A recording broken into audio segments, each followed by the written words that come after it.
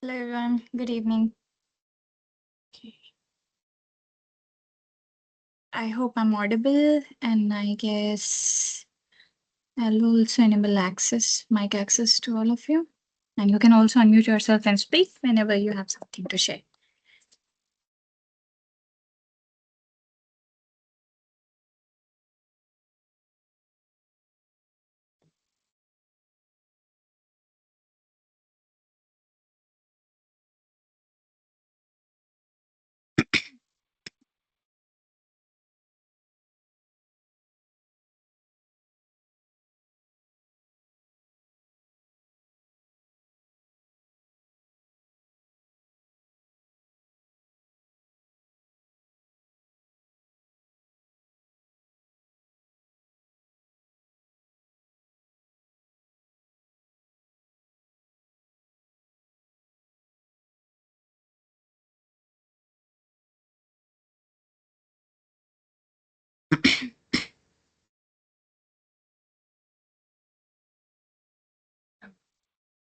Different date. The post. The date has not changed.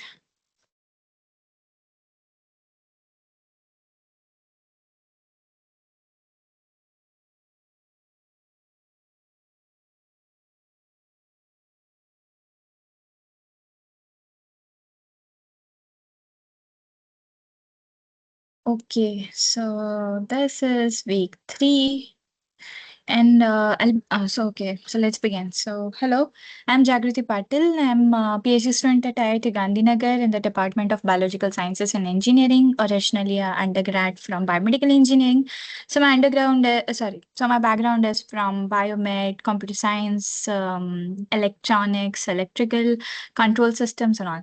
So, hence, I'm a TA for this course by Professor Varadhan, biomedical instrumentation from IIT Madras.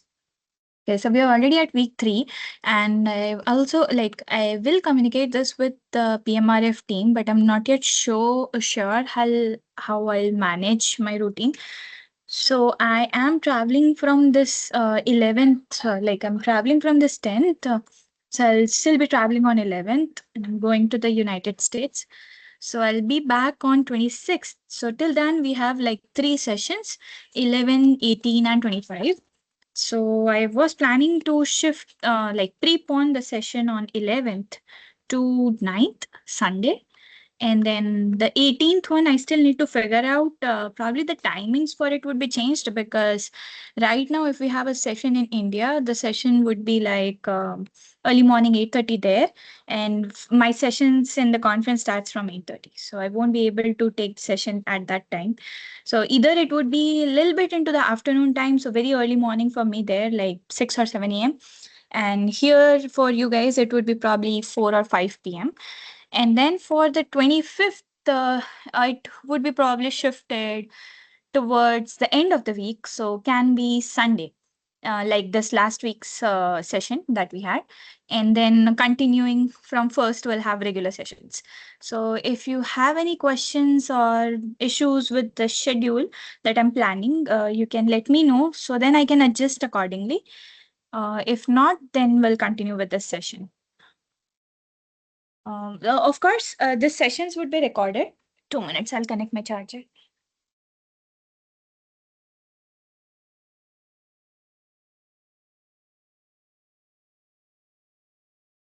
Oh, it's not connected. Give me a sec.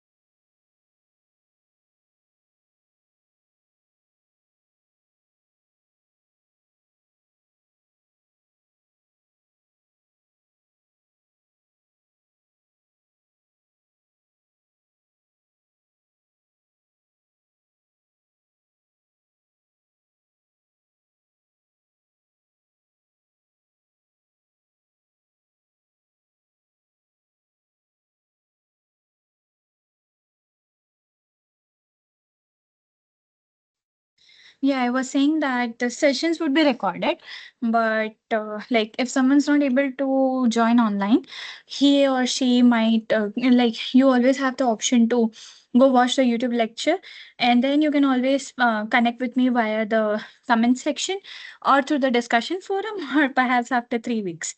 Okay, so that's the plan. Anyone with any issues with the schedule that I just shared now?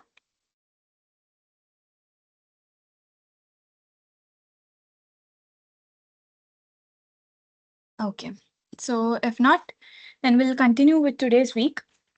So last time we missed out on those electrochemical sensors and optical sensors, but they weren't there into the assignment also and are on the very niche area of range.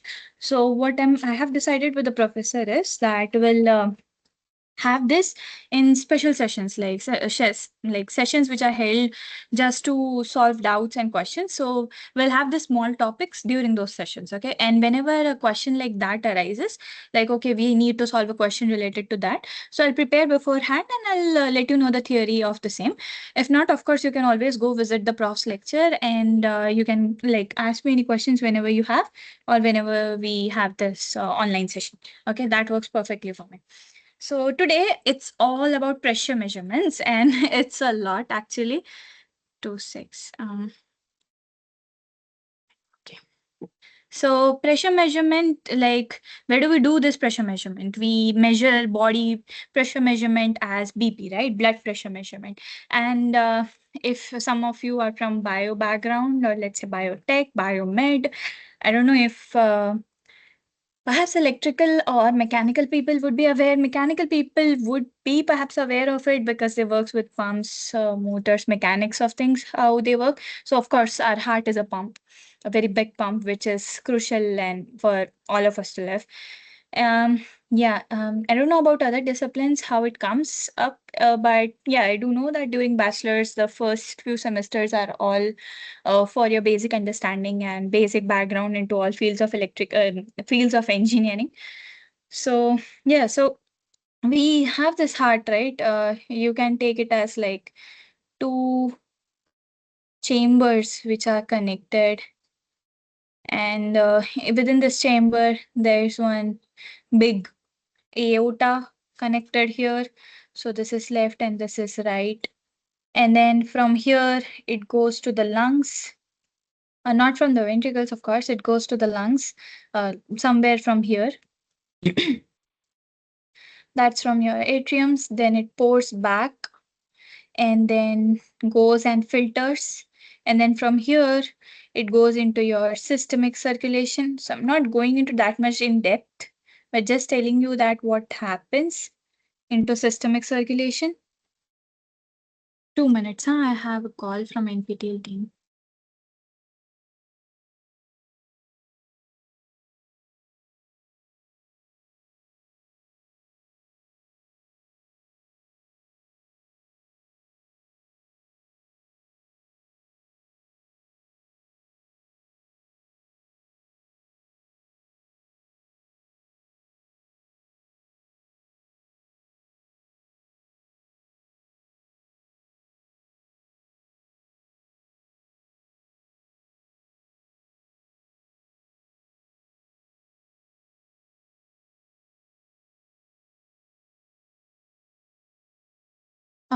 There's some problem with few students. They are not able to join. Give me 5 minutes. I'll share the link again with NPTEL team.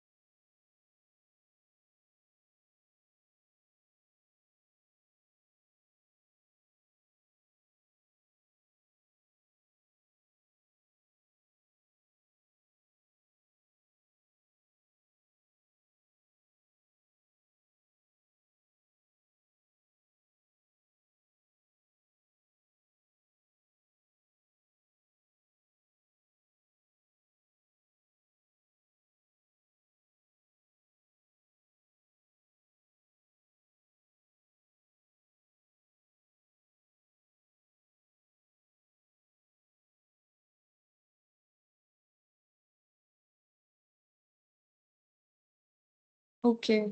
Well, I had this verification on for joining for participants who will join in the session, but I guess few aren't able to do. I did that because previously all of my sessions had this thing that someone else from not a verified institute will join in. So that's why I had the setting, but I guess not all people are able to join using the same. Perhaps we'll change the link from next time onwards. But if it's working for you all, it should work for others also. So that's like a safety factor for me, but it's fine. We'll see how NPTEL team says and then we'll do accordingly. Okay. So yeah, we were on blood flow and how circulation is in our body, right? So we were looking at that, and then what I wanted to say, yeah, yes. So there are like certain phases. Okay, so these are the valves that you see, and then within them you have different fibers. You have Purkinje fibers here. You have your different nodes, SA node, then you have AV node. You have these nodes in here to conduct the electrical activity of the heart. Okay, so when doing this, your this four valves, like you have the upper two are called as atriums and the bottom two are called as ventricles. Okay, so the ones on the top, they'll contract and then the blood flows through the small valves in here to the ventricles. Okay, so these are like atriums, atria, or and then ventricles. Okay, so then the blood gushes out in towards the ventricles. Of course, before that they go to the lungs and they get oxygen. So the deoxygenated blood from our entire body which comes up to the heart will get purified in your lungs to the alveoli and that process. And then from the lungs it comes back to the atrium back, and then it to the other half of it, and then it goes to the ventricles, and then from the ventricles to the entire yes, it was this to the lungs and not this one. But yeah, of course, do cross check it. I confuse in between the valves. Yeah, and then it's a pump to the entire systemic circulation. So that's why they always say that the ones with the ventricles have a very thicker ones. The walls of those arteries are very thick because they carry the blood to the entire body, and the blood gushes from there with a very higher force. The pressure is very high there. Okay, so this activity of the heart to contract and to relax at times it is referred to as systole and diastole. Okay, so one is the contraction phase and one is the relaxation phase. So I told you this all so that you don't just remember this, but these terms do have an origination there. So this is where it comes from. Okay.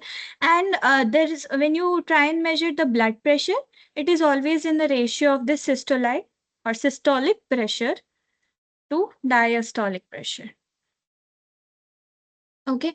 And you might have heard that, okay, people say that the reading is like 120 is to 80. Okay. So this is always on the lower side. This is on the higher side for contraction. So the pressure increases there. Now, if someone says that I have a very low BP, he or she might have it this in terms of 90 or 100. And the below one would be like it fluctuates. It's 70 or 80. Now, what causes a low or high blood pressure is your systolic blood pressure. So how much your heart needs to pump, needs to gather the force, the pressure, so that your blood can be pumped to the entire body. So this depends on various factors, your pressure, the stress, the environmental factors, what you're eating in a day, how you're sleeping, your daily activities. Those things are dependent on it. Okay. The body temperature, ambient conditions, how much oxidants you have in your body, are your histamines being cleared or not. So these things are dependent on. Okay. So yeah, with it, this is the ratio and this is the blood pressure, what we are interested to measure in. So just from our core physics, we know that pressure is defined as force upon area. Okay. So this is nothing but in SI units, so standard measurement techniques, we say that for a 1 Newton exerted force over 1 meter square. Okay, so that is being defined as 1 Pascal. Now, but if it is like above sea level at atmospheric pressure, so those terms, and when it has a liquid being involved, so we also report it as mmHg. It is also another such unit for it. Then one such unit is also torr. So that is also presented. Now, torr is like, as far as I remember, it is something which is equivalent to 1 mmHg. And from Hg to Pascal, there is a relationship. Okay, so you can remember it. I'm not so sure yet. From mmHg to Pascal, there's a relationship to convert both of them, because at times it happens that everything is in SI units, but now the question is asking you answer in mmHg. We have a question like this in today's week, so I guess there I might have written some hints, but I don't know current. Oh, yeah, there you go. So 1 mmHg is equals to 0.13 kilopascal. Okay, now you all know, right, that what is kilopascal? It's 10 raised to 3 Pascal. So you can also write this as 130 pascals, approximately. Okay, so that is given.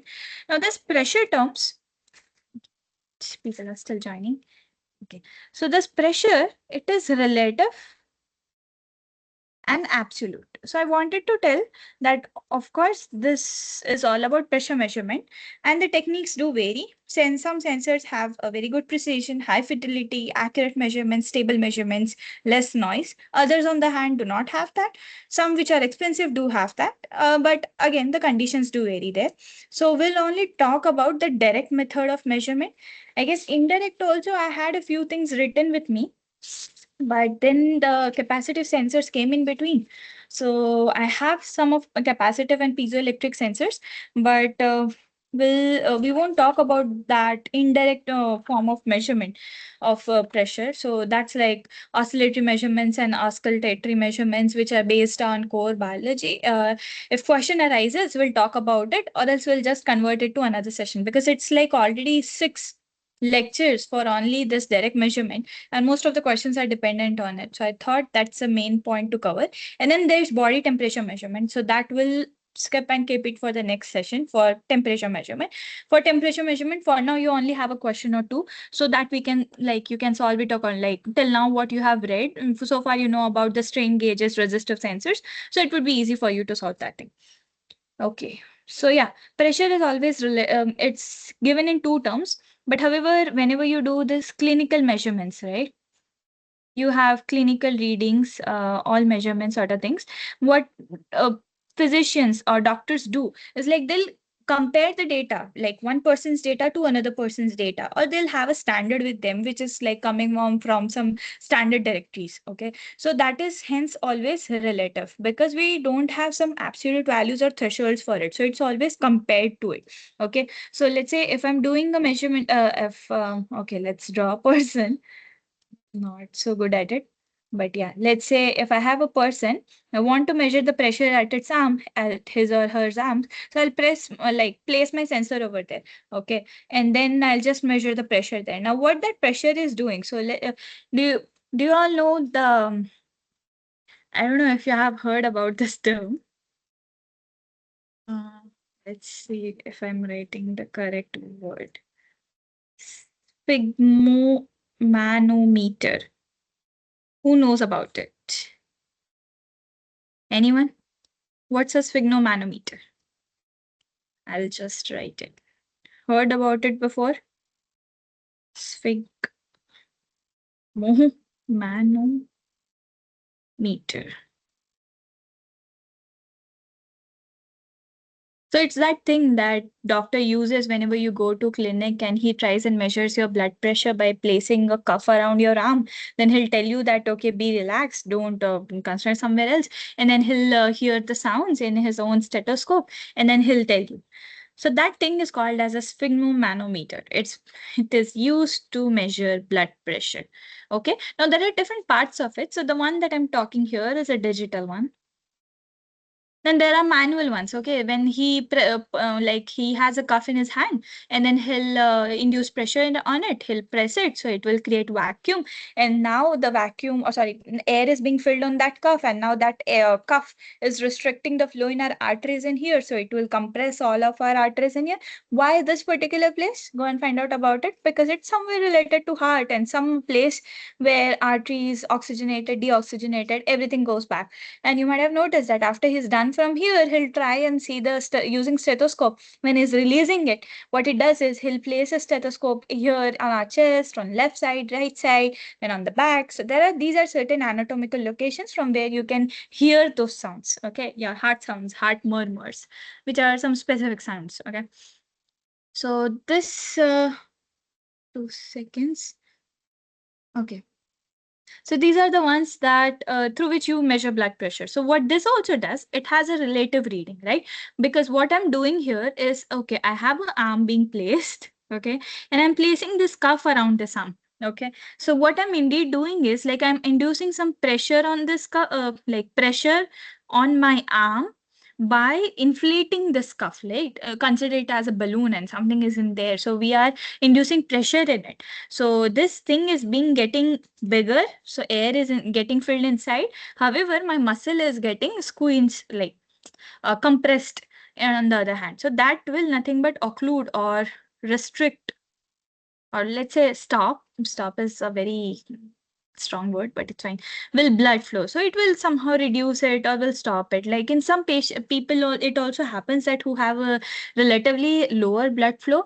For them, using this digital form of blood pressure measurement devices, what happens is they'll have punctured arteries. Like your arteries do get punctured. Like for me, it happens all the time. My arteries get punctured whenever this digital one is being used because the pressure is so low, it cannot even measure it. And it has to compress further and further, and I get punctured arteries. Of course it will get heal on itself, but you do see that okay, blood is splitted, and you don't see something. If you press it, you'll feel pain. So those things happen. Okay, so after doing so, we measure the pressure. So now this thing is something which is called as indirect, and hence it's very relative to the position or point where you're trying to measure it from. Then there is something which is called as absolute. Absolute is you insert a sensor to the point or the subject of interest wherever you want to measure, and you measure the pressure there. So okay, so this is a very invasive procedure, and those form of sensors are called as indwelling sensors. So they will give you a very absolute value. So a value at the point of interest. How people say they'll try and measure the muscle potential. If they do surface measurements, it's at the surface. If they insert a needle inside or electrode inside, then that's a measurement at that particular point of time. Same thing with EEG. You have EEG caps. Now you measure the surface potential through the cap. But here they say it's very attenuating medium. So whenever you do so, now some people also, because of the thing that you are trying to study in, then they'll need the patient to shave their entire head. When they do also so, because of skin, different layers of skin, your epidermis, dermis, those regions, even you're not able to get a good signal out from there. You're not able to find that particular problem because of which disease or something might be happening to the patient. So then you need to insert the electrodes inside and then measure the particular EEG level or your different parameters of interest according to the anatomical location that you are at. Okay, so that's a very absolute measurement. So this is almost nearly in all biomedical measurements and devices that you need to do, like you have a relative measurement and you have a absolute measurement. Okay, with that, when you do for this blood flow measurement, you have a mean arterial blood pressure. Okay, what this is, it is defined in terms of systolic and diastolic pressure. Okay, so this is nothing but systolic pressure plus 1/3 of diastolic pressure minus this, sorry, it is systolic pressure minus this diastolic pressure, because systole is always higher than that of diastolic pressure.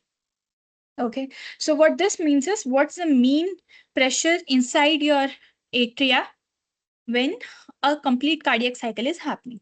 What's one cardiac cycle? So it has a time associated with it. It's like 0.8 seconds or with respect to 2.4 something. Not, I don't remember, recall it correctly. But it's the process through which your heart purifies its own blood and then into the systemic circulation. Okay, same cycle will go on. So that cycle is called as cardiac cycle. So within that, what is the pressure inside the atria is called as your mean arterial pressure, and it's defined by this. By systolic pressure, 1/3 of systolic minus diastolic pressure. So it's something as 2/3 of systolic pressure minus 1/3 of diastolic pressure, something as that. Okay. And whenever you do so, when you try and do like this measurement characteristics, let's say you have this big person, two legs. I don't know if it's accurate, and two hands.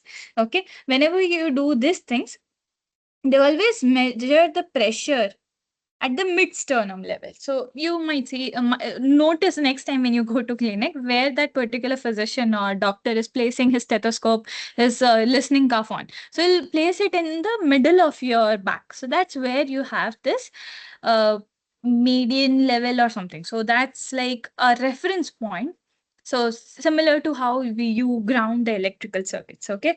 So this is the reference point we use while doing the pressure measurements. It has been used as a caliber. So that plane is something as, and then from here they plane on one particular rib, right? So they'll place here, then they place downside, then they place at the back. So that's the fourth intercostal place. And this line is your mid sternal line. Okay, so this mid-sternal line is like it will exactly fall on your right atria, wherever your heart is, on the right atria. And for that, they need the patient sitting in a very supine condition, not tilted, nothing. So the reference is very clear and standard. Okay, so with it, we'll see quickly that how blood pressure measurement is being divided. So it's divided into two. One is direct, and next is indirect. Okay. Now, what direct form of measurement is? You do intravascular measurements. And for indirect, you do, oh, sorry. If it's intravascular, you also have something as extravascular. Okay. Inside and outside of the media. For indirect, you have two. One is oscillatory, or um, latory, I guess, not latory. Oscillatory. Okay. And the second one is your oscillometry. Okay, these are the two that you have in there. So this intravascular measurement is where you have the sensor placed at the catheter tip. What is a catheter? Something that you use to guide inside the entire body. Then you see through that sensor. Then inside the catheter, you might have something as an endoscope. You might have something as a surgical device. You might have a fiber optic sensor and those things using which you can do biopsy, surgery, imaging. Those things you can do using the catheter. So it's a guiding device. Okay. So the sensor to measure the pressure can be at the tip of that catheter. When it's extravascular, that sensor can be, so the catheter can be fluid filled. So whenever, so now if it's fluid filled, what you're doing is basically you're inducing an extra fluid. So you're increasing the level of fluid inside the body in that cellular space. Okay. When you're doing so, the change in fluid level will essentially cause a displacement of your lungs. Or let's say if you're trying to measure, yeah, of course, lungs, let's consider lungs. So if you're trying to measure at the heart, you'll measure at the chest. So wherever you're trying to displace it, so the amount of volume would be displaced. And that displacement is directly proportional to the deformation that you're trying to see. Okay. With oscillatory, that's something where you hear those sounds. Okay. So that is what I said, that see what they hear to. So those are the murmurs, those are your heart sounds that the physician hears, and those are something which is related to your valve opening and closing. Okay, now these type of sounds are called as Korotkov sound. Today there are many interesting terms. You can cross check next, like if the spelling is correct or not. Okay, from the lecture slides. And then you have something which is termed as oscillatory. Oscillatory technique is you measure it, see how much pulsations are happening or pressure pulsations sequences are happening within one arterial, like one cardiac cycle through which the pressure you're trying to measure. Okay, so these are the four types of direct and indirect pressure measurement. To be very like on very how do you say, on very surface level, you say that direct measurement is at the direct site of interest where you are trying to measure it. And indirect measurement is if you cannot access the site directly, that's how these two are. And you need to measure it through some other way. Or of course, if you cannot access it or you does not want to access it, and you can do it through the other way. Like if someone has a pacemaker inside, he cannot measure the pressure inside the heart valves, right? So they can do something at surface level. But if one does not, so you can compare it with respect to the patient and then give a relative value to him. Okay. So with that, we have this direct measurements, one which are invasive measurements. Now with direct measurements,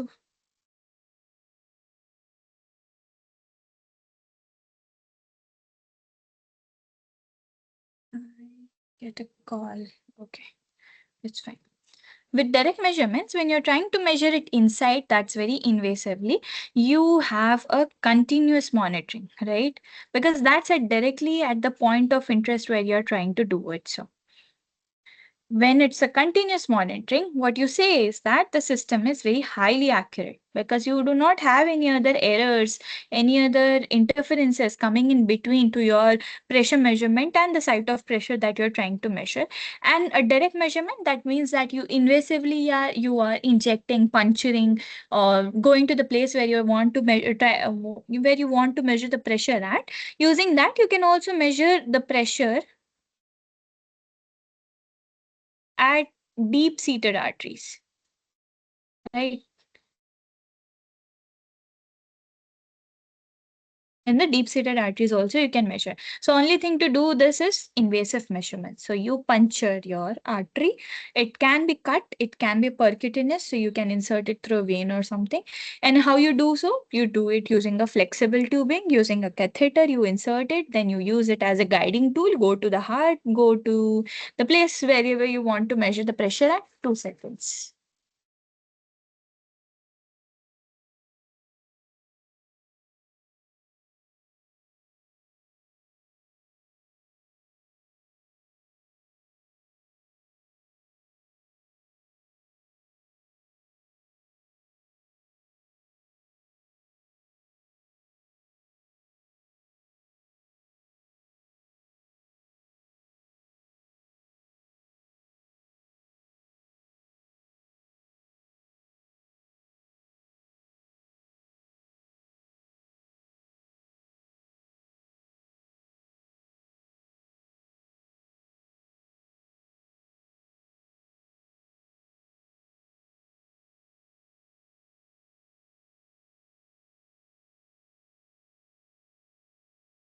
Yeah, sorry for the disturbance. Then what we so the common sites of doing these are can be through the brachial artery or can be through the radial artery. So these are the arteries in your arm through the brachial and radial arteries. Might have heard dialysis happen through the same arteries only. So these are like and can be through the femoral artery. So if you're going down there on your thigh side, so you have that those arteries also. So you can do so. Then you have so this was about the intravascular measurements, okay? Then you have the extravascular measurements. What you do in this extravascular measurements was like you use a fluid filled catheter, right? So that's a fluid, you have a fluid level in a catheter. It's fluid filled, right? And when this fluid level changes in that catheter at the measurement site,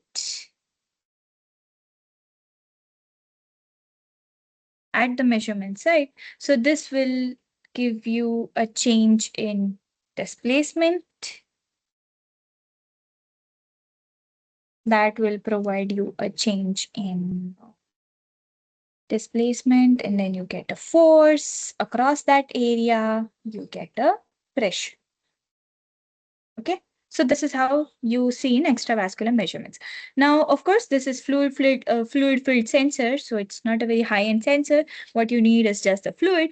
Now, but the thing is, now if you have a fluid stored in a sensor, so and that's like is being guided inside to the place where you want to do the measurements, when you try and inject something in your blood in your body. Okay, so you might have seen that when they give us this IV, they have the syringe and they'll inject a solution to this IV bag, right? And they'll do like this, they'll tap on it. The reason they tap on it is because they want to remove all the dissolved gases in, right? What those dissolved gases could do, they could make air bubbles once they are inside your blood. And when those air bubbles come inside your blood, what happens is you'll have clotting, you'll get thrombolysis, you'll get attack, and something else, atherosclerosis, other form of things. So form of things due to which it affects your body, affects your heart, affects the blood flow, essentially the blood flow, because air bubbles are not at all good for our body. and for a blood. That's why they'll just tap on it and they say that, okay, do like pay attention whenever the IV is about to complete, and then we need to roll it off, because after that point, what it will do is like it will start like just gushing out the air inside that bag to the artery very forcefully. And since those are like big in quantity and number, so they can easily go inside. That's why we always need to be very careful when it's almost to an end, right? So thing that is being like to be ensured here is that we flush it. So using a saline heparin solution, this thing is being flushed of regular time or regular interval to prevent clotting. Okay, and how is this connected? The diagram is there. So you like have a catheter, you have a flexible diaphragm where the sensor is being connected. You have hard epoxy here so that it does not happen thing, and there are wires connected. You have a vent tube inside, and through that vent tube, outside core is nothing but stainless steel case. So you have different cases there.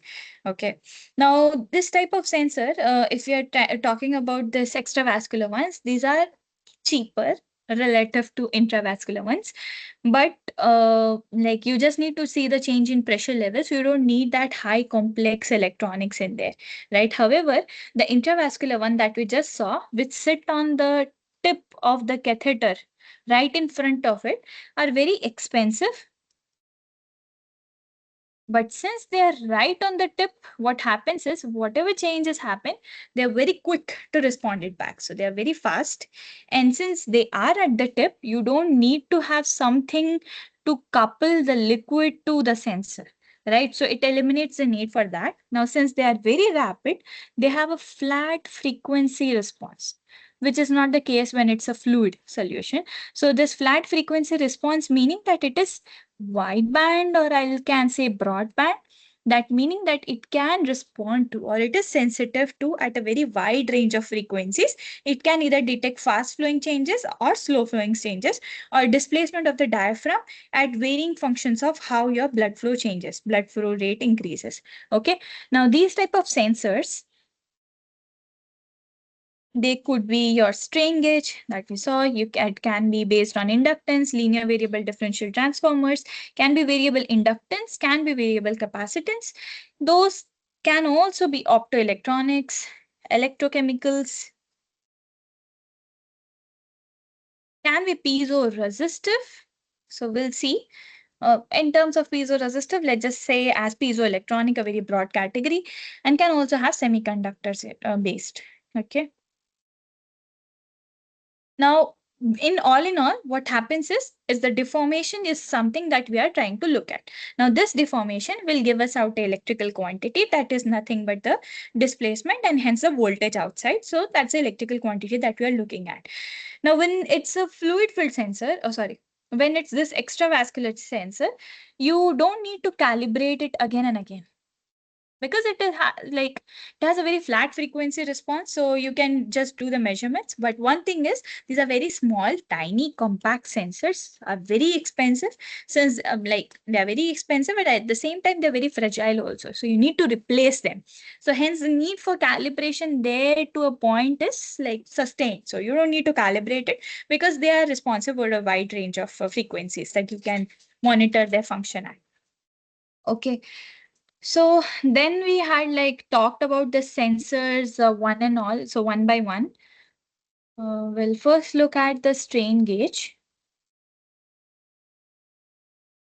So what the strain gauge is? The strain gauge is nothing but if you have a change in like change in material length, resistance, anything that gives out a change in displacement. That displacement will tell you the change in force, and hence the force will let you know the change in pressure. That's how you detect it. Okay. So of course, as in all catheters, you have a flexible diaphragm.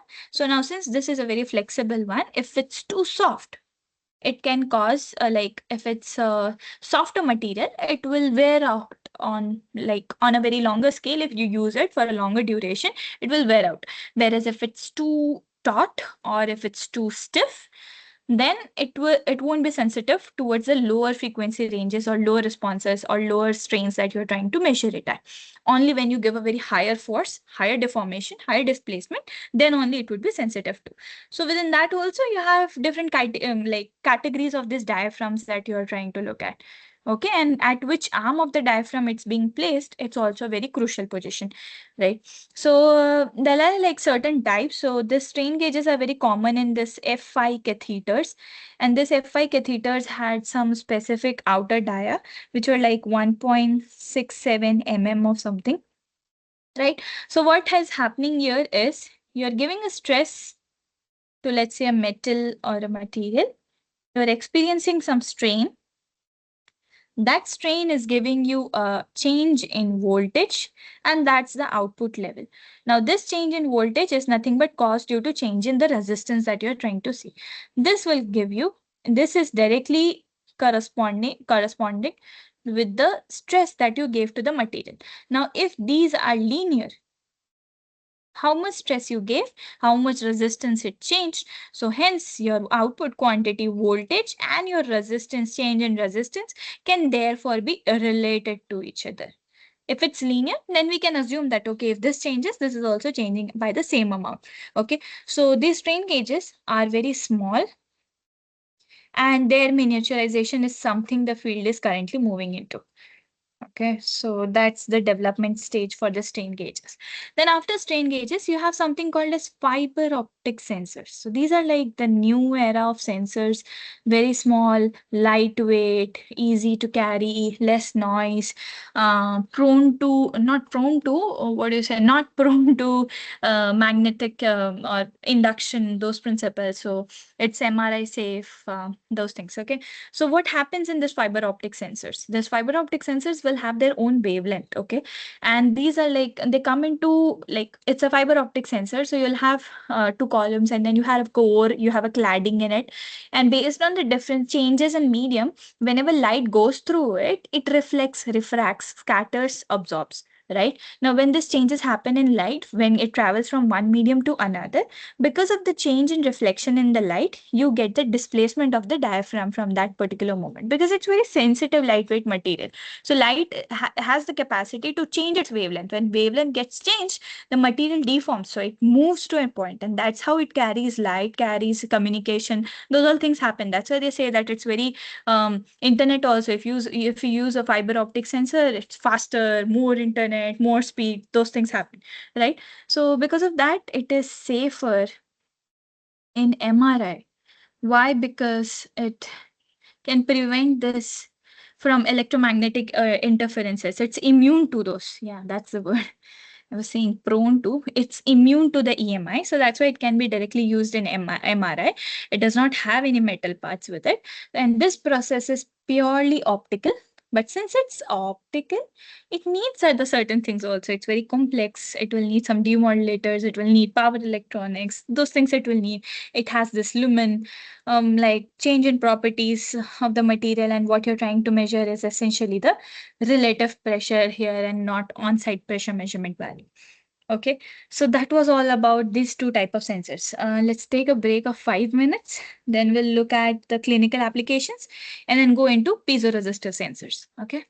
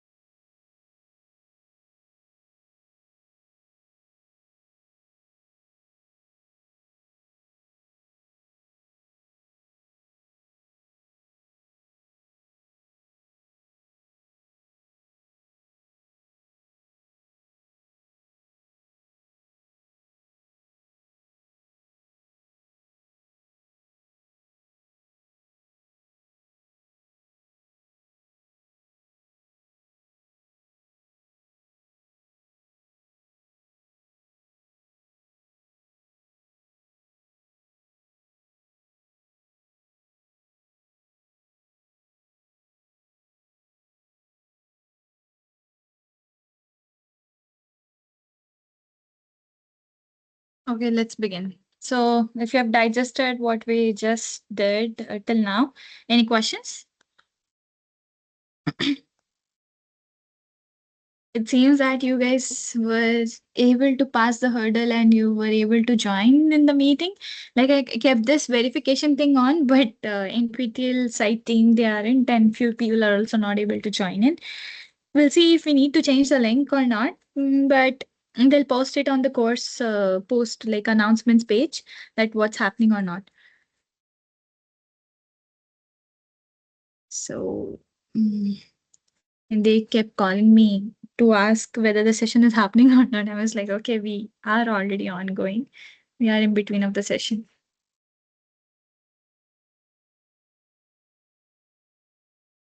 Okay, so if there are no further questions, we'll go ahead and we'll see about like where this can be used, how this happens. So of course, since it's like a direct method of measurement, you have a catheter that's puncturing an artery and it's going inside artery or a vein. It's going inside, your sensor is at the tip of that catheter, and then you have either a strain gauge or a fiber optic sensor, and then it will measure it. You measure that mechanical pressure. That's like because you have a deformation, that deformation is equivalent to your displacement, hence to an voltage towards an end. So you have a mechanical quantity being converted to an electrical quantity. Now if it's an fiber optic sensor, then you'll have optical signal being converted to an electrical quantity. Okay, so this is then used in couple of applications as cardiac catheterization. What that is like, if catheterization, so you move it cardiac in heart, right? So it's being used to measure the pressure in heart chambers. Then you have something as intracranial pressure monitoring. It's used in head trauma based procedures. Like, okay, you need to really see if all of your EEG waves are going properly, if the pressure inside your this brain is properly. So, when they have people, not people, but if someone develops a tumor in brain, they need to burr hole through the brain through this transcranial window that's next to your ear, somewhere inside your near your temporal lobe. And then what they do is like they'll have a driller, literal driller, and they'll drill a hole here because this is the very thinner window. And the rest of our skull is very thick. So that's why when accidents happen, most of the time the punctures which are supposed to happen are from the back, from the sides, and not from the top. So that's a very thicker area. So what they do is then they'll go inside. So before that, they have a pre-operative MRIs being taken, and when those MRIs are being done, the neurosurgeons, physicians, they know that where the tumor is, where the surgery is going to happen. But when they open the brain, everything changes. The pressure shift occurs, and due to that shift, now where they thought the tumor would be, it's no longer there. So now, based on the neurosurgeon's skill only, he or she needs to look at the point, will margin it, delineate it, and then only resect it. Okay, so that's how skilled they should be, they are expected to be when they're trying to remove a tumor from our like from brain. Okay, so in those cases like this, what they do is they'll try and measure the pressure at that particular focal point. And like tumors, they have a tendency that they won't have oxygen in it. They are hypoxic environments and they don't have oxygen. So that's why they go and kill the cells surrounding it, and hence they proliferate. They eat the normal cells, and that normal cells which carry oxygen enough, we have oxygenated blood, and hence in a way they don't. So they work as something as Golgi apparatus, which like it will engulf everything and will put it outside of our cellular membrane, right? So they like tumor cells, cancer cells are like those things. So what they do is like they'll inject the pressure sensor in there and will try to measure the pressure at that particular point. Now, if you don't have enough oxygen into it, you'll see that due to the presence of oxygen and without oxygen, now it's a dissolved gas, right? You have pressure changes. So in a way, that's a way of technique for them to see that, okay, this point has this. They do something as Raman spectroscopy, which gives you signals at which particular wavelength, which particular point you have changes. And that incorporates something as fiber optic sensors also. So these are like some of the applications where you do this pressure monitoring, and when you try and measure the sensor, direct pressure measurement at that particular focal point where you want to. Of course, using this type of sensors, if you try and use a strain gauge type of sensor, it's very fast. The frequency response is very flat, that we discussed already. It has low noise, so slower drift, so variability is very less. It is at that point. So it's very direct, accurate, stable, high frequency. Since we talked, it's a flat frequency response. That means it is a broadband over a wide range of frequencies, very sensitive to all frequency ranges, can measure the changes at very high and slower blood flow measurements also. What are the disadvantages? It's very expensive based on the type of diaphragm that you're trying to use. It can be fragile, or it can be it can be fragile, can wear off, so you need to replace it again and again. And calibration is not a point over here, because you cannot calibrate it at that particular tip. So it can only two ways is you can only replace it, because calibration is inconvenient at those points. And of course, when blood flows, it's flowing within arteries or veins, right, in between, in the vessels. So because of that, from the solid surface to a liquid surfaces, you experience a shear force, a parallel force there against your sensor body. So now the sensor also needs to withstand such exertive forces, while and is the process where it can also get damaged, and more frequently is the cases because of which you need to replace it. Okay. So after strain gauges and direct measurements, we have the other category, which is piezoresistive sensors. Okay. Now, what does piezoresistive sensor do? So, a piezo is a material, resistive is a property for it through which it responds to, right? So, last time we did this mistake. I said it density. I wanted to see if someone else will respond, but no one did. Well, what is this? Is this density or resistivity? Anyone? What is this rho?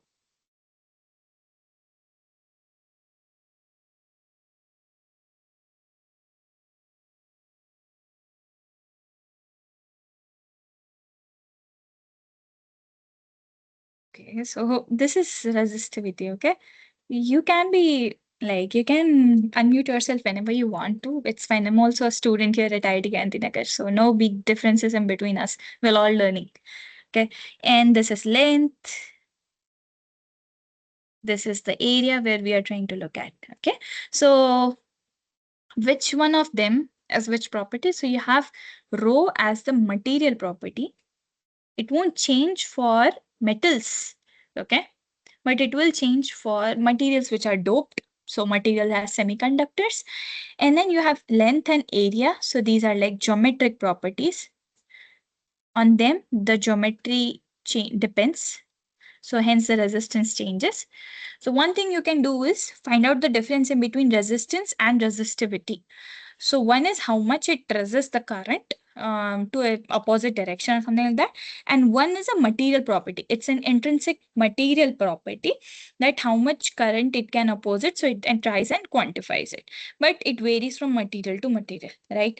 So what is this piezoresistive type of sensor? If you're giving a force to this type of material. So last time I discussed for a type of piezoelectric materials for ultrasound. So we have this piezoelectric materials in ultrasound transducers, which help us convert an electrical energy to mechanical and mechanical to electrical back. So in almost all ultrasound transducers, you'll see those, because ultrasound is like a pressure wave. It's a mechanical wave. So it will undergo phases of compression and rarefaction. When it does so, the particles which are traveling in the same way or medium as that of the transmission of the wave will interact with some wave. Particles which are traveling in the transverse direction will interact with some other way. And the responses, the reflection that you receive back, the echo or the backscattered ultrasound, is the ultrasound signal that you're trying to you're trying to understand it and do your further processing. So now when it's taken back by the transducer will have that piezoelectric sensor in it.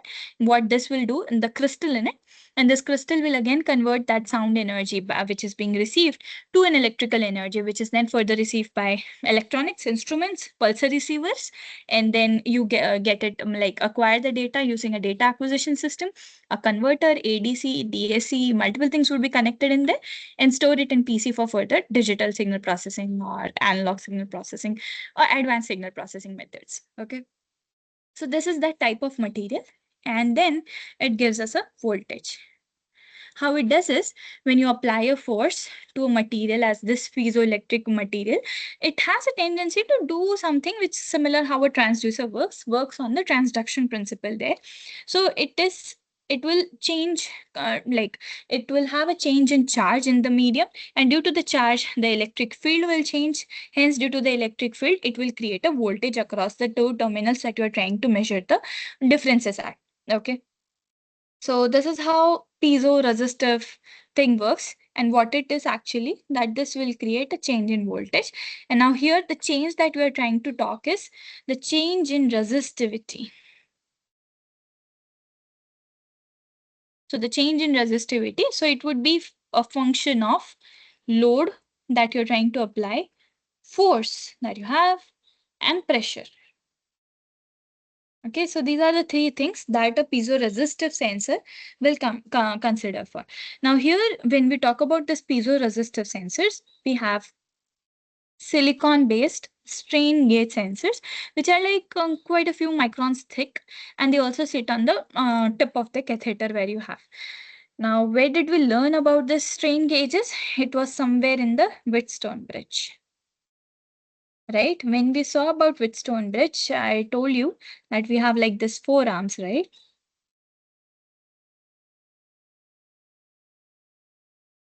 And we try and measure the voltage in between two arms. Let's say I have A, B, C, and D, and I want to measure the voltage in between this. So these two are nothing but fixed resistance value. Let's say the other two side I'm considering a fixed resistance values, whereas the other two are nothing but the strain gauges here. So okay, so these are something which are like two arms of the Wheatstone bridge. So these are like piezo resistors, which will convert it. And the other two are fixed resistor values. This fixed resistor values would be embedded there in the electronics. Those values are fixed from the prior.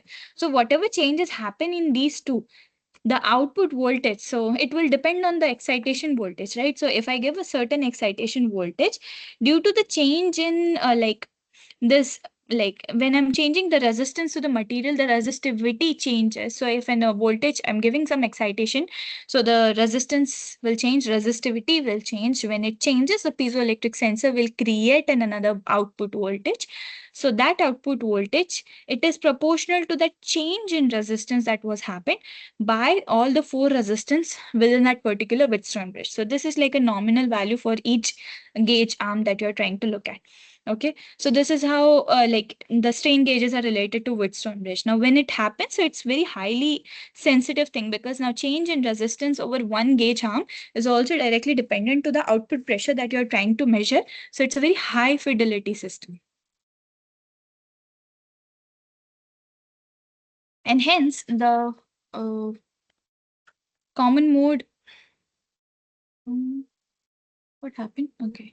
And hence the common mode rejection CMMR,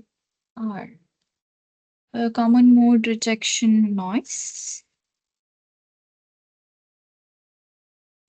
Rejection noise is also lower. Okay, so that ratio, common mode rejection ratio or rejection noise, something, so that which should be lower when you have all in matched together, so is also lower. So it's also on the lesser side. Okay, now when we talked about the strain gauges, there was a factor that we look at. What was it? A gauge factor. Does someone recall from here how a gauge factor was defined? So I gave you a very simple term. So what do you have for an amplifier to control its input and output? Or what's the ratio for an amplifier as input and output? What it's called? What's that X term here? What it is? Which tells you the differences in one single quantity with respect to an input, output to an input. Tells you how it functions, how you can increase it so the entire output voltage also increases.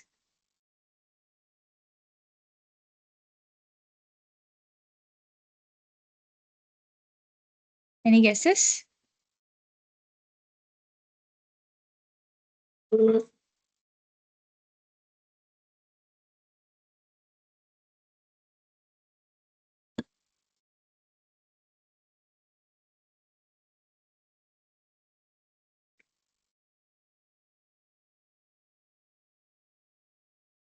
It was gain, right? So here, the gauge factor, which was defined as change in resistance with respect to resistance by the strain that you are giving it, right? So this is nothing but a critical performance criteria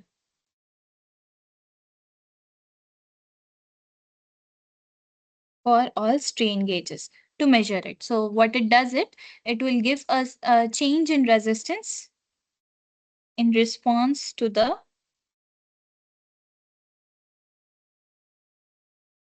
applied strain.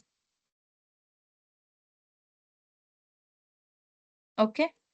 It tells us about that. And like we had a whole table of material where we saw that, okay, it goes from constant and platinum.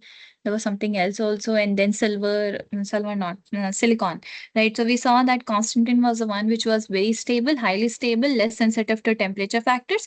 But then there was silicon, which was a semiconductor, which when doped with a doped with a N terminal doping to a P terminal, it is very highly sensitive to, it has a very low, it had a very higher temperature constant coefficient. So because of that, this is very highly sensitive, but it is very low in stability, high sensitivity. Let's remove highly then.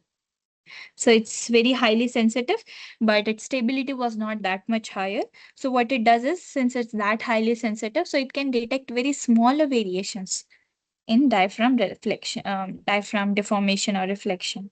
So it can detect the minute diaphragm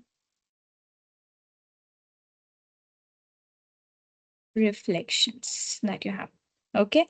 And then you have certain offset values. So you can always calibrate it. Those offset values are like encoded inside it from previously. So you can directly calibrate it with respect to them. So it's like auto system. Okay. So whenever we are doing these things, there is a design trade-off, right? Whenever which type of material are we using, which type of sensor are we thinking about? So there is this trade-off. So one tells us about the durability of the material, and one tells us about the thermal stability of the medium. So with respect to thermal stability, with temperature coefficients can also be the sensitivity of the material. Okay, so durability in a way that how like flexible, stiff, taut, easy to move that material is, like similar to the diaphragm that we looked at. Stability of the material or sensitivity wise is what the material actual intrinsic material property is, that of the material that we'll be using in our resistive sensor that we're trying to look at. Okay, so it either can be silicon, can be what do you say, Constantine, can be a flat response material, something as your strain gauge, can be a what do you say, a fiber optic sensor. So even the other thing what we looked at after the strain gauges was, after strain gauge, which one? There can be a piezoresistive sensor also. So where you don't have a flat response. Yeah, so because of that, the bandwidth of the material and where do you get the exact frequency range and response from, the frequency response also depends on it. Okay, so because of these, you can monitor that whether it will be having a lesser or a higher drift, so prone to noise or not, and whether can you use it for long-term reliable monitoring. Okay, those things you can check from it. Now, after this piezoresistive sensors, you have something which is called as capacitive based pressure sensor. Okay. Now, what this capacitive based pressure sensors are, it's simple as that of the, so you have the capacitor plate, right? Two plates you have, there's a distance in between the plate. There are two permeability constants affected with those two plates, and there's a cross-sectional area which is also dependent on it. So how do you define a capacitor of a single plate? The permeability A by D. So this is a material property here, permittivity. That's a material property there. This is area, and this is the distance in between the plates. So these capacitors can also be fixed, can also be movable, so they can also be flexible in that way. So what you do over here is you measure a voltage. How do you measure a voltage in here? Due to change in capacitance, right?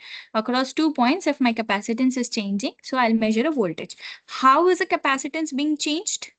due to the distance in between those two plates. That is governing that what do you say, the capacitor of the that particular capacitance, right? So due to the change in the displacement. Now, how is this displacement being changed?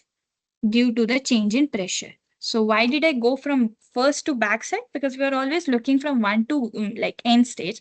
Now here the main thing was, okay, can we identify the steps what are coming in between? So we are trying to measure the change in, so we are trying to measure the voltage across the two capacitor plate that will come due to the change in capacitance, due to the change in displacement in between the two plates, and because of the pressure that we applied there, right? Now, because of this, sorry, someone's trying. Okay. Now, because of this, these plates we can drive them, like we can oscillate them. We can power this particular capacitor plate using a demodulator, a power circuit. And what that will do will cause the diaphragm to deflect. And that deflection will instead give us a signal. Now, what it's dependent on, so that output signal that we try and measure with respect to time t is nothing but dependent on my negative d by capacitor area and your phase of the original signal that you had with you, right? So same thing goes here, that you have a change in displacement. Sorry, you apply a pressure, you have a change in displacement, capacitance and voltage. Towards then you get a change in pressure output. So that's how you compute this. So here we were calculating about voltage. So that voltage will be converted into pressure in a way. Now, using capacitive based sensors, they're very small, very compact, they are tunable, right? And hence they are very suitable for, because it's just the pressure that we're looking at due to the change in displacement in between the two certain plates. So they are suitable for this, what do you say, implants. Like, you wear off an implant, you keep it for a long time, nothing will happen to it. Because as long as you're not exerting a very greater position, greater force or movement to it, it won't be affected due to it. So it is good for long-term implants, for long-term monitoring there. Okay. What's the difficult thing in there is the system is a bit complex. It needs those power modulator or oscillators to drive the circuitry, and because of which it is very, like, you have a high end power electronics there, so something with high frequency noises, so you're prone to high frequency noises there. And just because you have these noises, you are only able to excite it at certain frequencies, so your bandwidth is lower, so you don't have a flat frequency response. You cannot respond to all frequency range of your how your blood is being flowing through, because we're talking about pressure measurement. So if we cannot do so, then let's say if someone is facing from bradycardia, like low heartbeat, and you have a heart implant being placed, your capacitor plates won't be able to respond, or won't be sensitive to that smaller deflection that they are for, like they are experiencing due to the less amount of blood which is being flown through them. However, they won't even excite that SA node or the pacemaker on the right time. So that's the problem they can also cause at the point. Okay, so yeah, because of which the type of implant you select, the position you select, and where you actually want to, so it's highly dependent on it. So that's why these were two design considerations. One is durability and next is sensitivity or the thermal stability of it due to the drift, and long-term reliable monitoring whenever you're looking at towards as a biomedical device, right? If you want it to be inside the body, to be implantable. Okay. Now, hence, uh, with it, you have two types of sensors for this indirect measurements. You had this piezoelectric, so we saw about capacitive, then there's a different one, piezoelectric, and there's this SAW. What the SAW is, it is a surface acoustic wave. Okay, and this is a piezoelectric sensor. So piezoelectric sensors, because of the same thing, they are not so very low band frequency response, so they are not practical. And low frequency response, that meaning that at a time the frequencies or the output values won't be constant for all broadband or wide range of frequencies, right? So what it can do is, it cannot be used for long term monitoring, but instead what it can be used for a very transient, a very fast changing pressure or movement, we can use it. So it's very highly sensitive in those cases at a very, like, a relatively static stage with respect to a dynamic state, but in a very dynamic motion at a particular instant of time. Let's say from t to t naught, we can only use it, but not from t to, let's say, T naught to T1, like that. Okay, it's a little bit confusing, but yeah, for a very short period of time, but for that drastic drift motion, but not towards for long-term reliable monitoring, because it's not constant, it's very narrow band, because we have very noise in that particular circuit. And then you have the SAW, that surface acoustic wave. What this is, it's a relatively simple low power surface wave that you're trying to give. And what the surface wave will do, it will deflect the diaphragm at its resonant frequency, FR. But since it deflects it at the resonant frequency, the output that's being generated in either cases can be only your resonant frequency or a broadband range of frequencies. So that's why this, in conjunction with that of capacitor sensors, is also being used in implantable devices. Okay, so that's a point. Then you had this fluid-filled catheters, right? We talked about that we need to gush through saline and heparin there. So what this fluid-filled catheters do is, so you'll have an internal pressure which is being hydraulically transmitted, because you have is a fluid inside that particular catheter, which has, like, say, a flexible or a very rigid or taut diaphragm on it, and to the external edge of that with Whetstone bridge strain gauge, through which you'll try and measure the change in resistance there.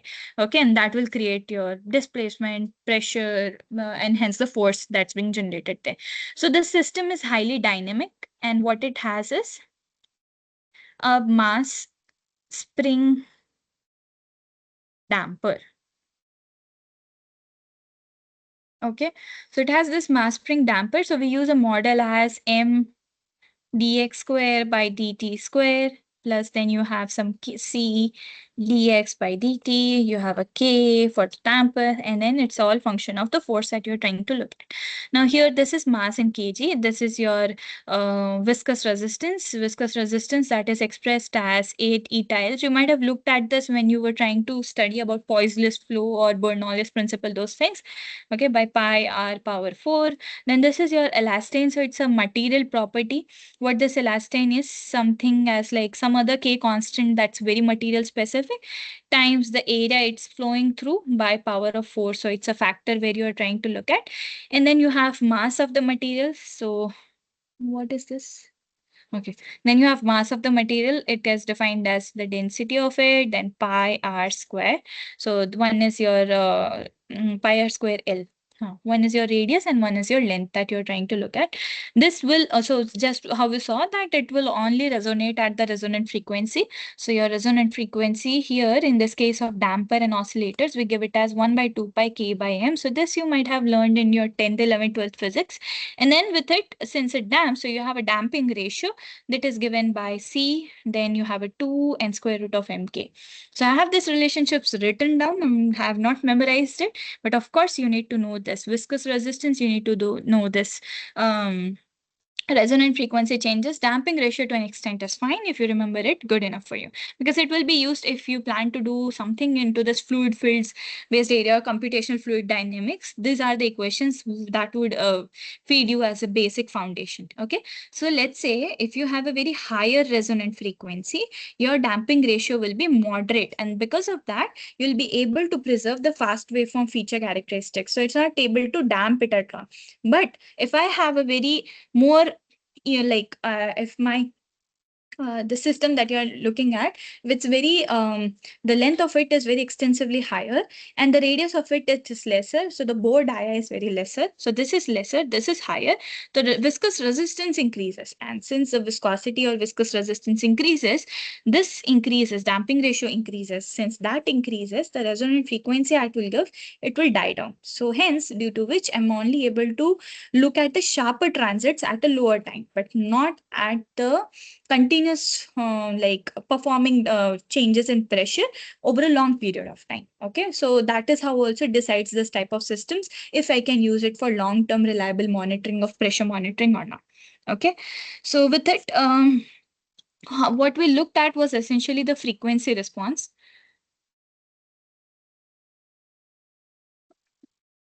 And how, let's say if you have a high velocity blood flow, this will induce oscillations. right? And this oscillations will cause something which is termed as whip in this kind of systems. This is a kind of artifact in flexible catheters.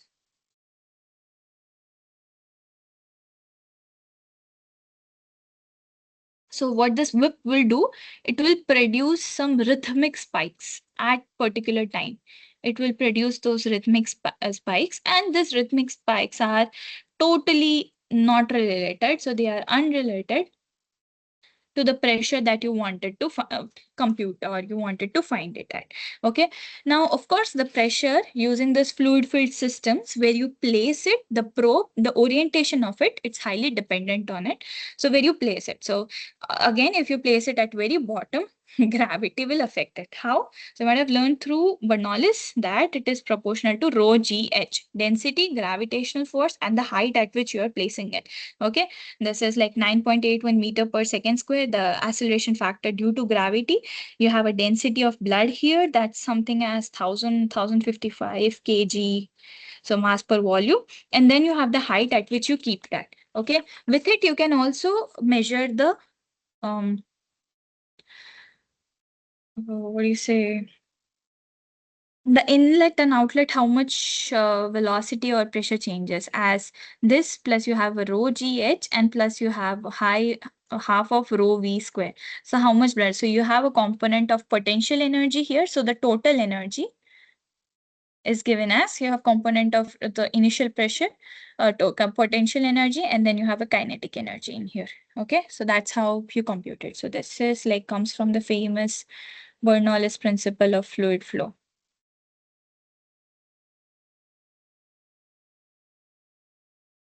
Okay, so that's it. Until here, you have a question in assignments. Then you have a question with a list with respect to thermal sensors.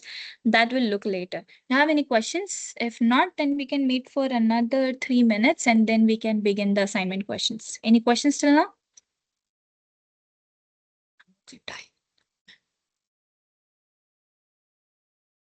Let's save it. Okay, the PDF is saved. Okay.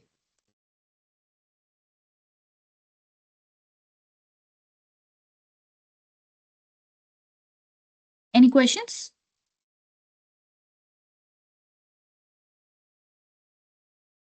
Great.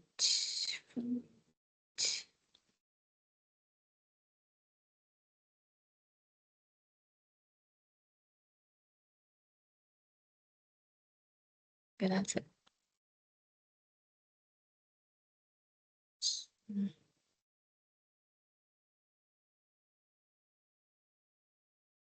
If not, then let's begin the assignment. We'll start at dot 7:30, because I know few people join at that time just to attend this session, this part of the session. So we'll wait for 2-3 minutes, then we'll start.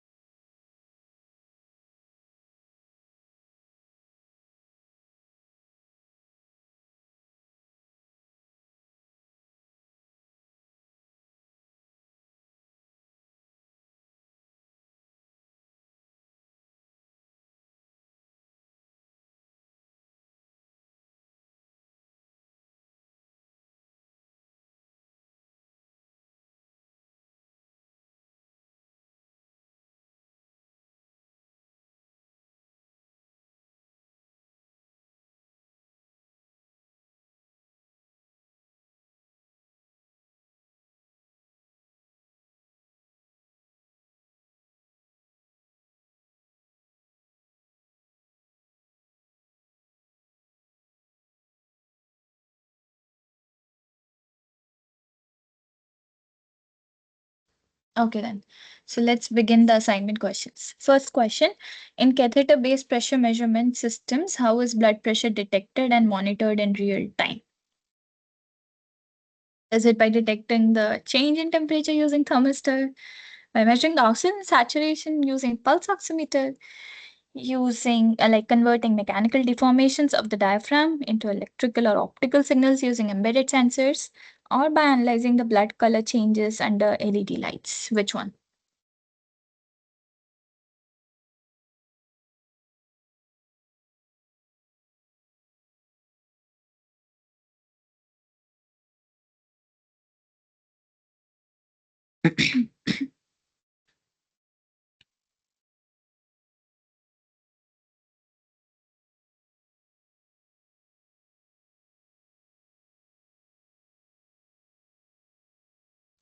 Option C.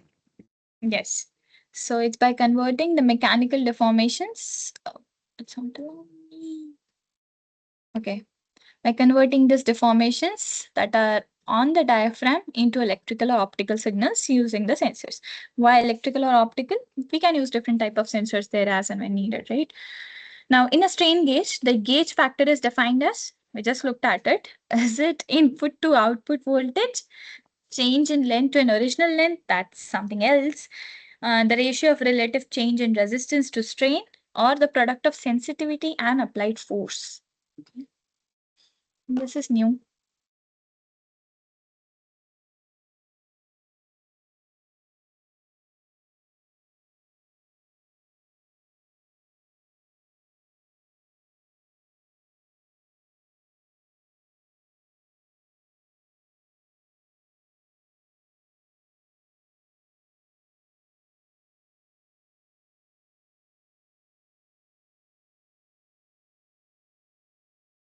What is gauge factor? I'll give you one hint. It's similar to gain. It controls how much energy you want to give and back. But now, in terms of strain gauge, it's dependent on change in something. What strain gauge is dependent on? Well, of course, this can be an answer, but change in length by original length is what? Strain itself. Then you have something as input voltage to output voltage. That's like a inverse of gain. I don't know which systems use inverse of gain. And then you have something as relative change in electrical resistance, like change in resistance by mechanical strain. Okay. And then you have a product of sensitivity and the applied force. I don't know what this term is about, but sensitivity by applied times applied force can be something to deal with pressure. Can be. Not yet sure. Okay. So what is the answer?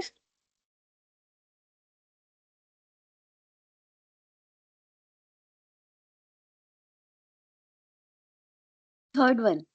Yes. So that is the change in electrical resistance to the mechanical strain. Okay. In invasive blood pressure measurement systems, what effect does longer or thinner catheter tubing have on the system's frequency response? Okay, let's see. Will it increase the natural frequency and decrease the damping ratio? So the question is for invasive blood pressure measurement systems, so that is direct measurement, what we talked about, and what effect does longer and thinner catheter? So longer is increase in length, thinner is decrease in dia or decrease in radius. Okay. Now just look at the formulas that we just discussed now. Have on the system's frequency response. And how was the frequency? Oh my God, it fell. 2 minutes. My pen fell. Hmm.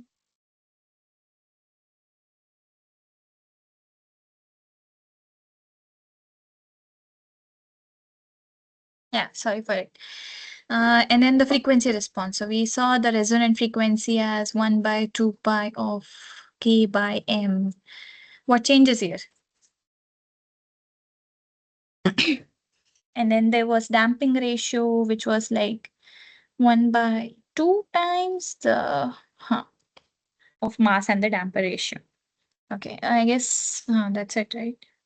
The damping ratio was this, and it was dependent on this viscous resistance. Yeah. Yeah. So will it decrease the frequency and then increase the ratio? Hmm. Will it increase both of them or has no effect on them? Of course, definitely it has an effect. So this is cancelled. It won't increase both of them because they are somehow inversely related to each other. So it's also cancelled. So what happens? Option 1 or option 2?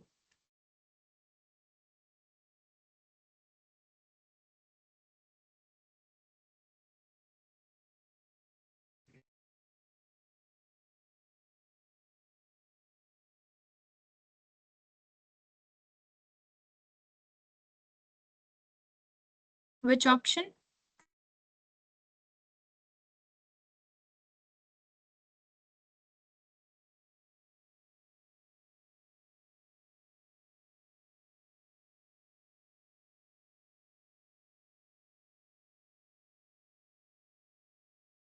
So one more hint I can give is the viscous resistance. So what was it? 8 eta L by pi r power 4.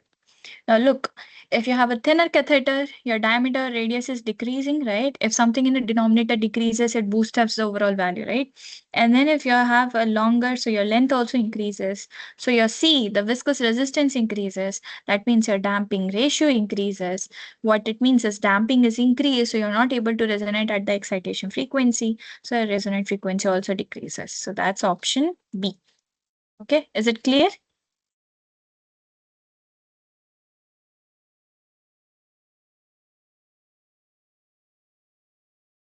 Okay, I hope it's clear. Okay. Why is the right atrium commonly used as a reference level in invasive pressure monitoring? So we also discussed this. Its actual position it's dependent on. That's a big hint. So is it the closest to heart valves? Now we are not talking about the heart valves here. It has the highest blood pressure in the circulatory system, which is definitely wrong because it's in the ventricles where the majority of the blood flow goes to the systemic circulation. Is it the point where it shows greater variability? If it was a greater variability point, why would we choose it as a reference level? And it is the most posture independent point, reducing pressure variation across the body position. So which is the correct one? Well, of course, we know that this is not right. And this is also not right. So 1 or 4.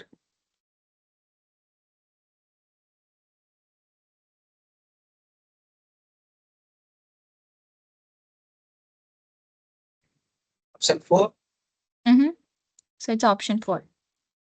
So it's a point where it's almost independent to the posture and it will reduce the pressure variations. That's why we keep at that point. Okay, something for you guys to calculate. Let's take a black one. Yeah. So when you do invasive pressure monitoring, what's the approximate pressure difference that's caused by a 1 centimeter height difference in between the transducer and the heart level? So we just consider that what does the pressure depend on when you're keeping a transducer at a height of 1 centimeter. So we at the towards the end we looked at a formula where the position of the probe where it's being kept, the orientation of the probe matters, and that is somehow from Bernoulli's principle, just the potential of it. Okay, not the movement of it. So where it's being kept, so approximately we need that pressure difference because we are not dealing with the blood flow velocity yet here. So what it would be? What would be the formula? What will be the pressure depend on?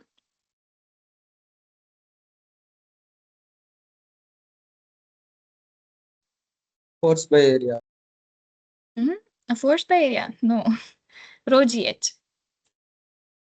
Because for force, you need to know mass and acceleration. For acceleration, well, I guess you can.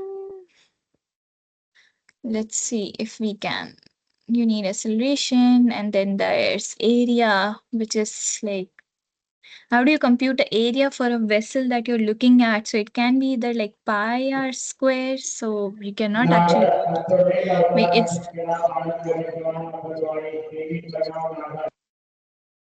I guess someone was trying to say something. Sorry, you weren't audible enough. But yeah, When you're trying to look at the height difference and it's not moving, it's a rho gh through which you calculate. It's half rho v square if you're looking at the pressure in the kinetic motion, if it's in the potential motion.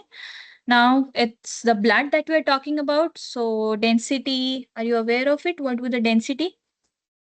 Was something we just read, something as 1055 kg per meter cube. You have G as gravitational constant, 9.8 acceleration, right? The meter per second square. And then you have height given to you 1 centimeter, but we need everything in SI unit. So that's 0.01 meter. So compute it and tell me the units for it. What will be the unit? You'll have a value and the unit. What will be the unit here?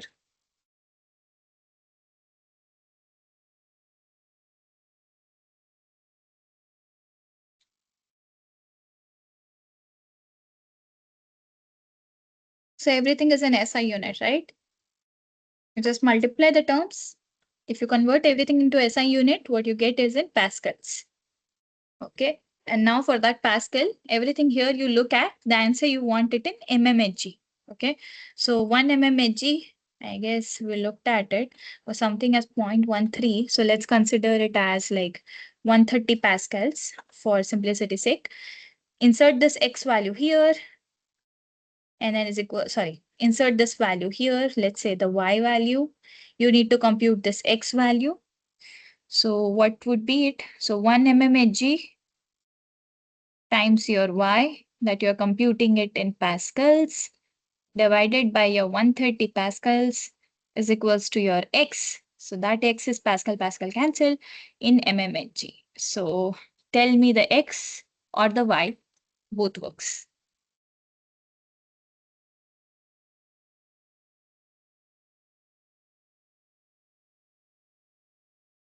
103.9 Pascal. Yes, Pascal. yes. So that's this. Okay. And then you divide it by this.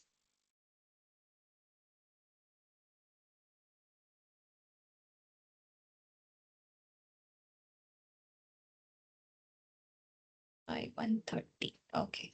So you get something as 0.79 mmHg. So the nearest decimal place we have is this one. Of course, we did an approximation with the density and with this also. So that's why we are somewhere roughly above or below it. But these are like the rough numbers you can keep in mind. Okay. Next, so this is with respect to the temperature resistor measurement. So RTDs that we looked like the last session. For temperature measurement, the thing was they are saying that why is platinum commonly used in them? So that was because of the temperature coefficient. So it will, was it platinum? No, I guess it was the thermistor we talked about, not the RTD. So if it's the platinum, can NPTEL team take this call?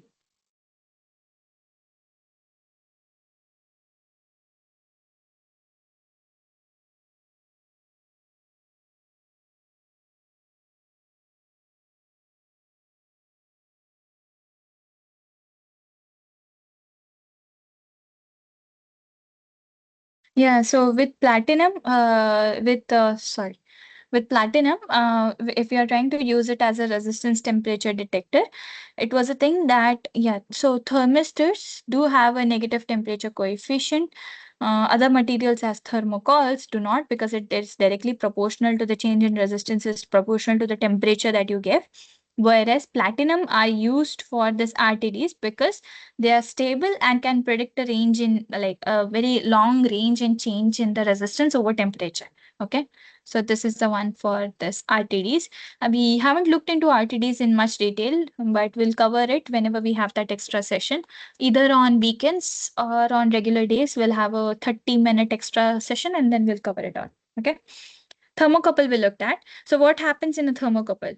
What is the voltage which is being generated depending on?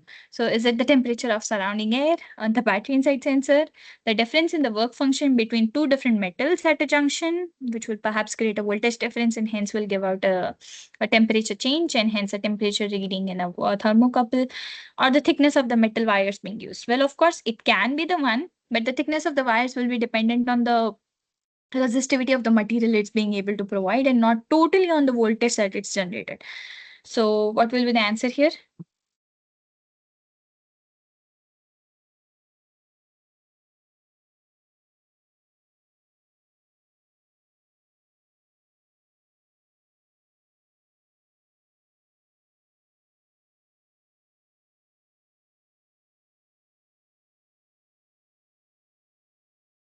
Oh, sorry, turned off.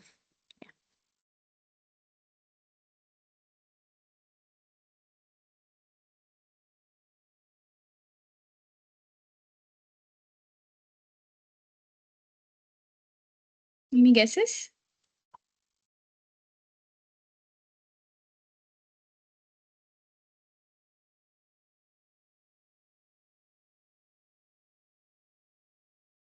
So a thermocouple essentially has two different metal plates. So it's because of the difference in the work functions in between the two metal plates, which will have their own resistivity.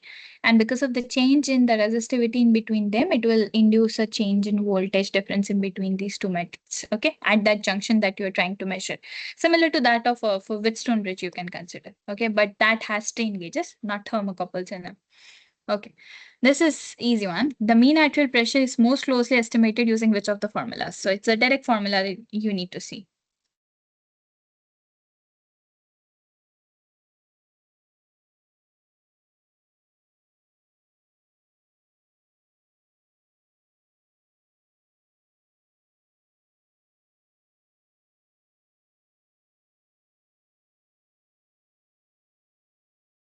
Third one. Yes, so it's the diastolic pressure plus 1/3 of the, is it the diastolic? It wasn't the systolic pressure? 2/3 of the systolic pressure.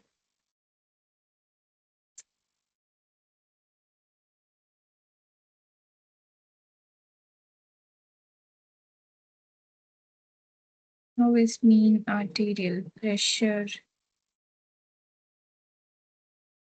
Oh, that's a diastolic pressure. So the one that we just saw now, it's wrong. It's diastolic pressure plus 1/3 of diastolic minus, sorry, systolic minus diastolic. So that's like You 1/3 of have written systolic. SP. Hmm. Yes, so that should be diastolic then. 1/3 of SP minus, no, not minus, plus, I guess. 1 minus 1/3, 2/3 of diastolic pressure. Oh. So I was wrong that time. It should be diastolic pressure.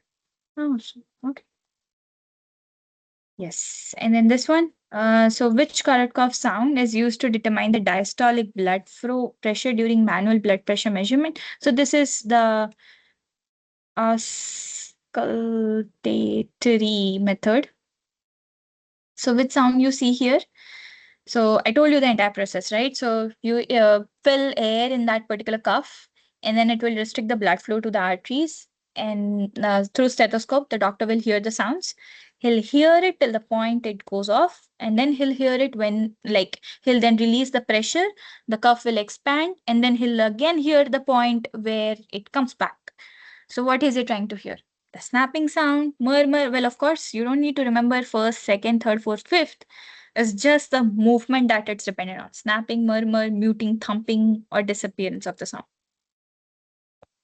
Option 4. Option 4, one to the yes, is a disappearance of the sound. So what they hear is till the point where the blood stopped moving and the point where the blood started flowing there. So that's the point where they try and measure the systolic to diastolic pressure. So that's a Korotkov sound ranges that you hear. And that typically occurs within certain frequency ranges. So this during the systolic pressure, meaning during the contraction phase. And when we are doing so, it is usually within the range of 20 to 30 hertz. Okay, that's the ideal range. But here, one of the options say that. So you can select this 18 to 26 hertz. This is on the higher side. One won't compress it that much that frequency will go so higher. This is on the lower slide. Can be in the cases where people do have very high blood pressure. So for them, it can be this lower frequencies. But for a normal adult having like normal regular heartbeat of 70 to 74 beats per minute, for him or her, it would be 18 to 26. So in the range of 20 to 30 hertz. Okay. Any questions? Well, of course, keep in mind that this mean arterial pressure formula, what we wrote previously, was wrong. And this is the one that is correct. So it's the diastolic plus 1/3 of systolic minus diastolic. Okay.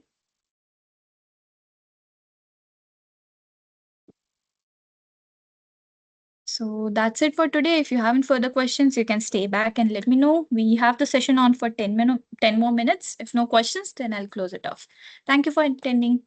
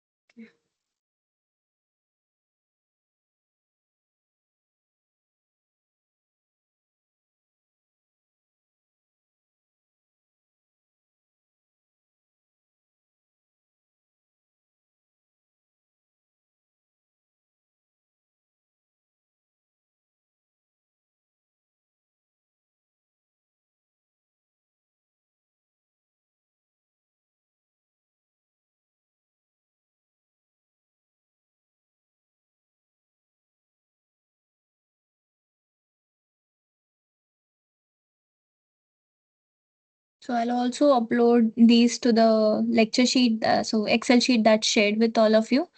So if you want, you can access it at later times also. Mm. However, all of these things are already there in Prof's lecture and you do have access to those slides.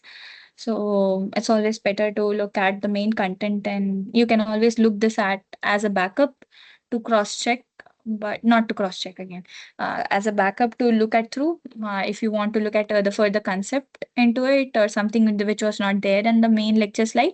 But the first reference should be the prof slide. Okay, because this I'm only using it to go through the lecture slides with all of you. And of course, some points I may also stutter or some points I may also be wrong about as some like this of mean arterial pressure. So you can always go back to the main lecture. If you have any further questions, we can always discuss it. Okay. So any further questions for today?